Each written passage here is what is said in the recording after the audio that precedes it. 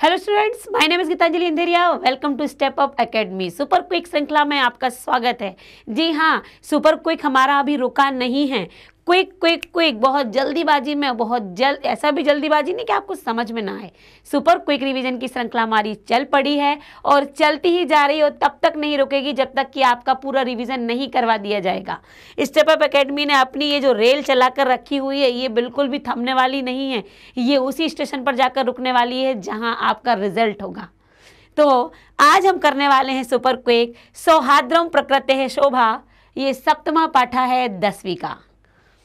तो सौहार्द्र प्रकृति शोभा, यदि आपको पाठ याद आ रहा है तो याद कीजिए कि जो सौहार्द्र, जो उदारता होती है, प्रेम होता है, उसमें ही प्रकृति की शोभा होती है। याद कीजिए कि जब जानवर पक्षी आपस में लगे हुए थे कि मैं राजा बनूंगा तो मैं राजा बनूंगा और इस तरीके की बातें हो रही थी ये सौहार्द्र प्रकृति में, तब एक प्रकृति ने आकर क्या कहा था, प्रकृति माता ने, कि कौन करेगा, जो कि मिलजुल कर रहते हैं उन्हीं की तरफ होता है कि वही एक प्रकृति को और सभी पूरे ग्रुप को लेकर चल पाते हैं, टीम वर्क जिसे कहते हैं। तो मन में उदारता और प्रेम भी होना चाहिए। अब यहाँ पर बताया यही था ना कि एक बानर आता है, वो शेर की पूंछ को खींचता है, फिर दूसरा खींचता है, फिर ऊपर चढ़ जाते हैं, शेर को गुस्सा आ जाती है। फिर लोग कहते हैं अरे तुम कैसे जंगल के राजा, मैं बनूंगा। फिर वहाँ से कोयल आती है, तो कौवा आता है, तो बगुला आता है, तो चीता आता है, हाथी आता है, बहुत सारे जानवर और पक्षी आते हैं राजा बनने के लिए। लेकिन जो उदारता जिसके अंदर है वही प्रकृति के लिए सुंदर लगता है, वही व्यक्ति और वही वस्तु। अब यहाँ से ये तो पाठ का हो गया, हमने एक बार सारांश बता दिया। अब हम आते हैं सुपर क्विक की तरफ, कहाँ, जहाँ हमें देखना होता है बहुत ध्यान से, और वो है पाठ का अभ्यास। तो रेखांकित पद माधृत प्रश्न निर्माणम कुरुत। रेखांकित पद पर आधारित जो शब्द हैं उनसे हमें प्रश्न निर्माण बनाना है। मैं हर बार आपसे कहती हूँ कि प्रश्न निर्माण के लिए किम के शब्द रूप तो हमारी कक्षा 10वीं के छात्र छात्राओं को याद होनी ही चाहिए। स्वरक्षायाम, सबसे पहले हमें पूरा पद आप देख लीजिए, लेकिन स्वरक्षायाम जहाँ पर अंडरलाइन है, यहाँ मेरे यहाँ तो हाईलाइट है, आपको अंडरलाइन आएगा ऐसे। तो स्वरक्षायाम में सबसे पहले आप मूल शब्द देख लीजिए, क्या है, रक्षा। रक्षा मूल शब्द है। कौन सा रांत है, आप कहेंगे बड़े आ की मात्रा है, आकारांत है। आकारांत है तो कौन सा लिंग है, आप कहेंगे आकारांत है, इसलिए स्त्रीलिंग है। स्त्रीलिंग है तो आकारांत स्त्रीलिंग के कौन सा शब्द रूप आपको याद है, आप कहेंगे हमें रमा याद है, या आप कहेंगे हमें बालिका याद है। तो रमा और बालिका यदि आपको याद है तो बताइए कहाँ होता है, रमायाम या बालिकायाम। आपको याद है तो आप तुरंत कहेंगे सप्तमी एक वचन में।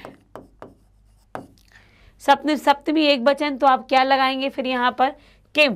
किम का स्त्रीलिंग सप्तमी एक वचन तो होता है कस्याम।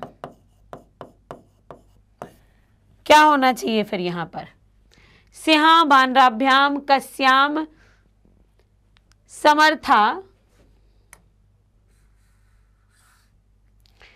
एव आसीत, है ना। किसकी, शेर बानरों का किसका समर्थ करने, किसमें असमर्थ था वो, है ना। तो यहाँ पर स्वरक्षायाम की जगह क्या होगा, कस्याम। अगला चलते हैं, गजः वन्य पशु सुंडैन। सुंडैन में देखिए कि मूल शब्द क्या हुआ, सुंड। अकारांत पुल्लिंग। तो आप बताइए कि सुंडैन दिया हुआ है, आप अकारांत पुल्लिंग किसको जानते हैं, राम को, बालक को।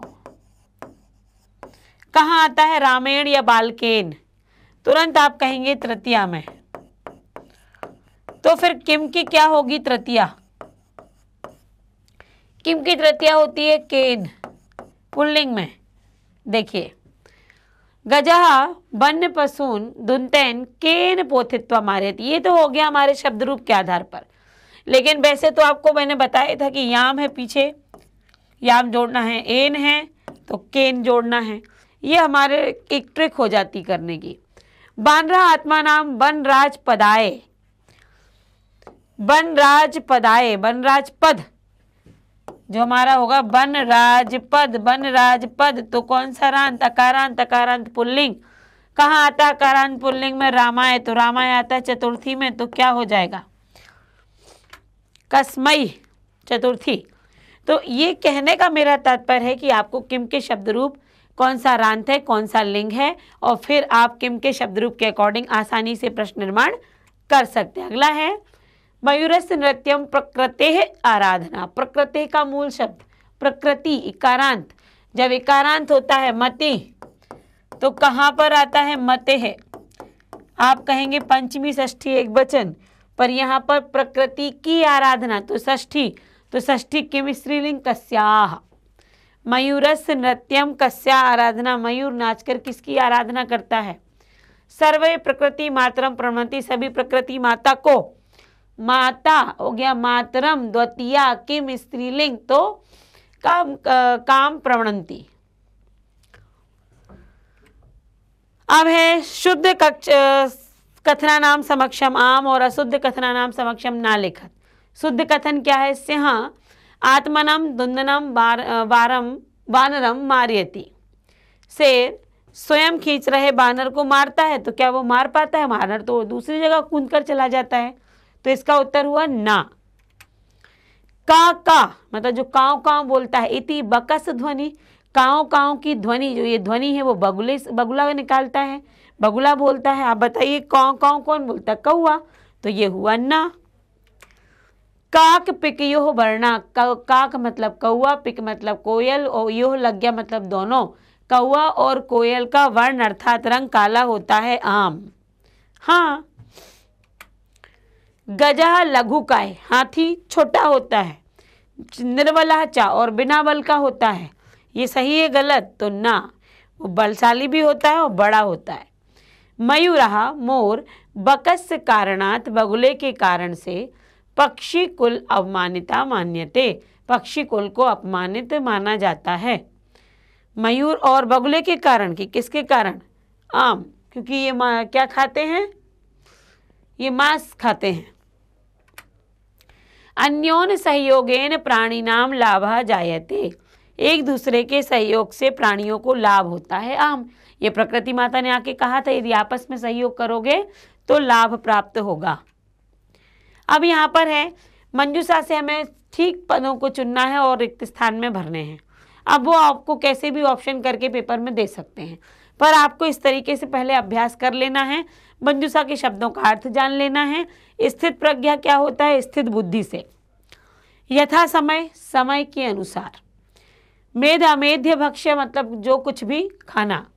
अहिभुक, सांप को खाने वाला। आत्मश्लाघाहीनः मतलब जिसको आत्मा की प्रशंसा से जो दूर है। पिकः मतलब कोयल।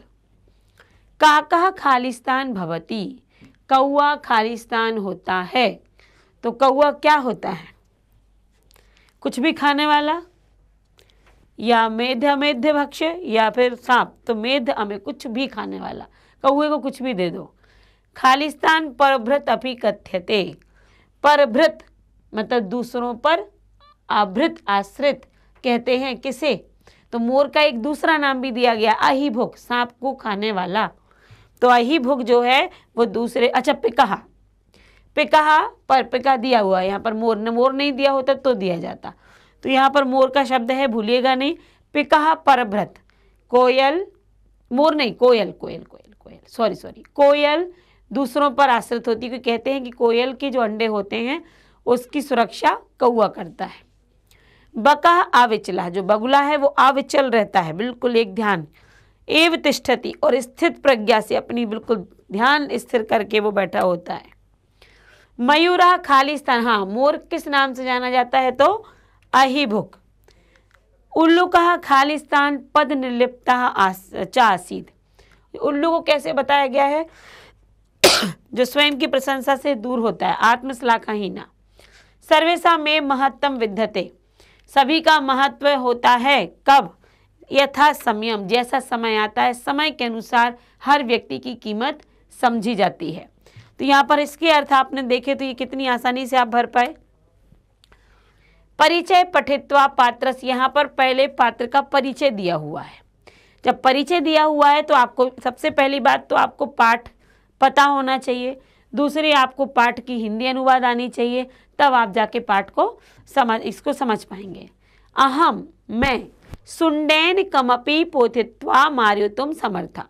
मैं सूंड से ही किसी भी शत्रु को मारने में समर्थ हूँ। सूंड किसकी होती है, खुद बताइए आप। गजा। तो यहाँ किसकी बात की जा रही है, गजा की। उस पात्र का नाम लिखना है। मम सत्य प्रियता, मेरे सत्य प्रियता का सर्वेशम कृते उदाहरण स्वरूपा। सभी उदाहरण देते, झूठ बोले कौआ काटे, तो किसका उदाहरण देते हैं, कौए की सत्य प्रियता, क्योंकि सत्य बोलोगे तो कौआ नहीं काटेगा, तो का कहा।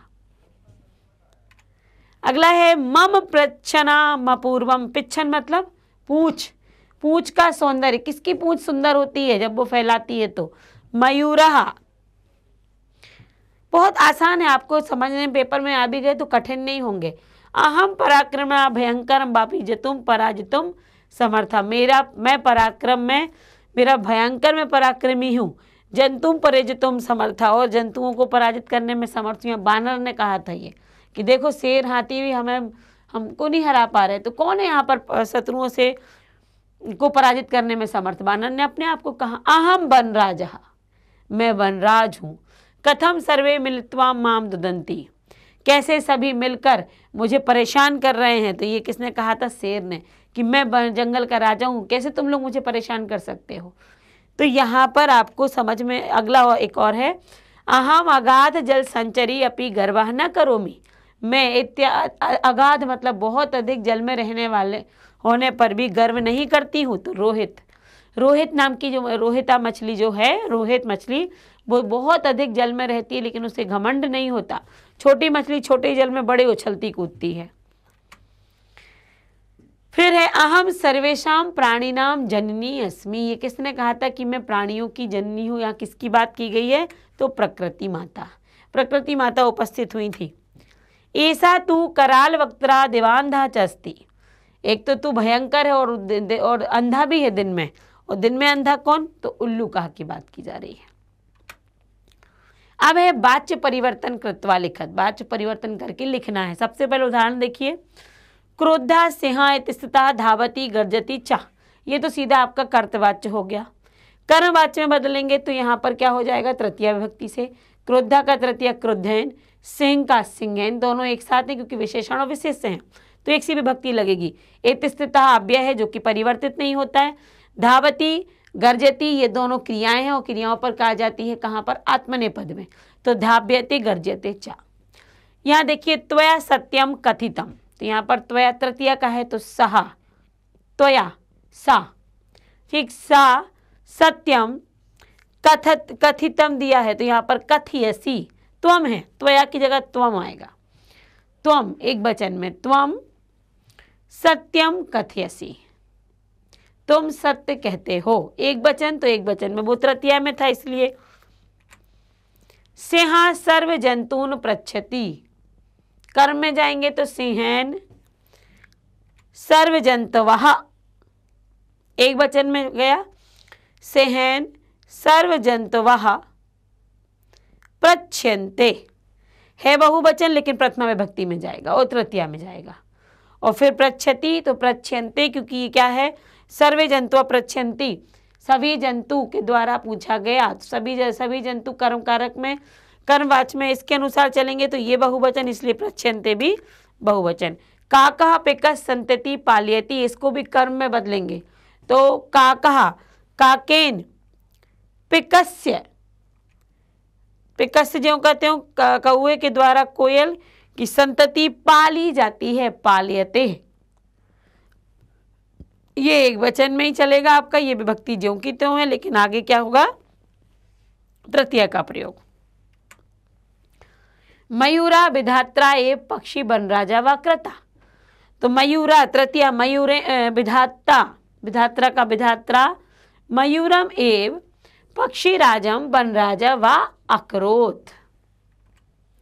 सर्वै खगै कोऽपि खगः एव वनराजा कर्तुम् इष्यते स्म, तो सर्वे खगाः बहुवचन में, खगाः कोऽपि तो कम अपि, खगम एव वनराजम कर्तुम् इष्यति तो कर्तुम् इच्छन्, इसमें लगा हुआ है तो ये जाएगा किसमें, लंग लकार में।